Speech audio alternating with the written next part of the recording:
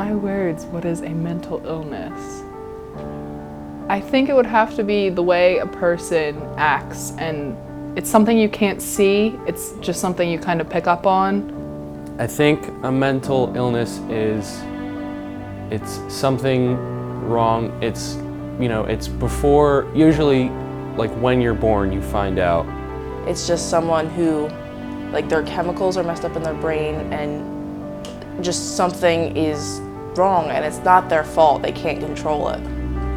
Well, I guess like a mental illness would be, oh golly, this is a tough one. Yeah, mental illness is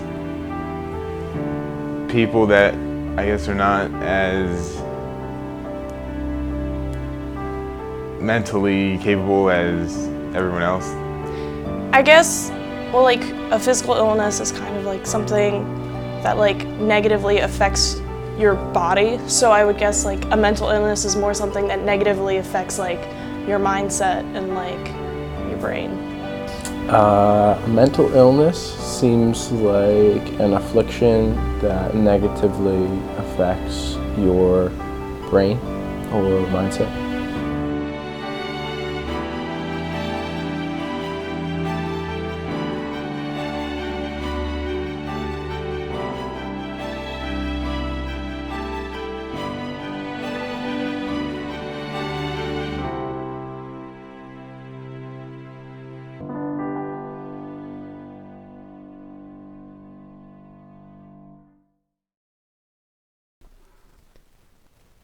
Mental illnesses aren't taught too much in school health classes because it's not a big part in the curriculum. Health class curriculums feature topics such as body systems, nutrition, fitness, first aid, driver's ed, and family relationships. So is mental illness less important than these topics?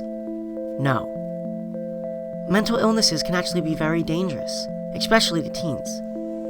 Suicide is the second leading cause of death in youth ages 10 to 24, and 90% of those who died by suicide had an underlying mental illness. There are so many different types of mental illnesses, and they can even be broken down farther than this. Mental illness is just a generalized term for all of these types of conditions. I got the chance to sit down and talk to licensed therapist Mary Jane Henry and hear her talk about the basics of mental illness.